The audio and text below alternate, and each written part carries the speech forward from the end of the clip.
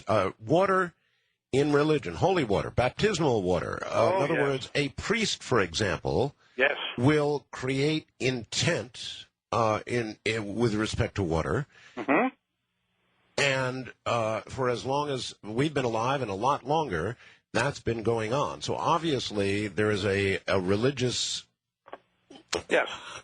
connection, a religious part of faith that believes in the power of water and the intent that can change that water into something very meaningful. Absolutely.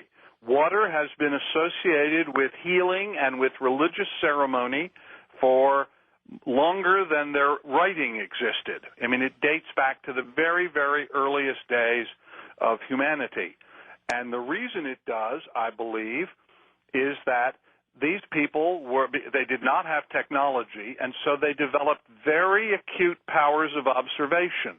And they observed that year after year, if you did a certain thing, that it got a certain result, and it was passed on as part of the tradition, the oral tradition, from priest to acolyte or from father to son or whatever it was in that particular culture. And the reason that I think that water becomes associated with all these ceremonies is that water has this particular ability to be altered by conscious intention. I mean, if you look at, for instance, on the 2nd to the 5th of November, I'm doing a conference on water, and I've brought together healers and scientists, people involved with water from all over the world, because it is becoming clear that whether you're talking about homeopathy, in which water is altered, Rustom Roy, the father of nanotechnology, who'll be speaking at the conference, has been doing research on that, or whether you're talking about the crystallization of water that Emoto, the Japanese researcher, has been doing, which Dean Radin at the Noetics Institute has just replicated for the first time under really proper controls. Dean's going to be there. Or whether you're talking about the flow form technology that developed by Schwenk and Schauberger. David Orbach from the Max Planck Institute is going to be coming over to talk about this. However you speak of it, there are all kinds of ways in which consciousness or the manipulation of the environment of water produces this kind of change that we see in the healing water. Can I make a suggestion for an experiment? Sure. Why not take some water that has been blessed by a priest and compare it to a control water? I was about to tell you that. Douglas Dean, now dead, a wonderful and inventive researcher, a British chemist, did exactly that.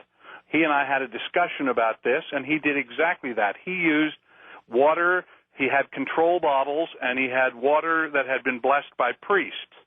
Now, what he discovered was some, but not all, of the bottles, in fact, did show precisely the change, the same hydrogen bonding change that we observed in the healing study. And that's exactly what you would expect. Some priests hold a much clearer intention. They have a different beingness than other people, and because of their intense focus on their perception of non-local consciousness.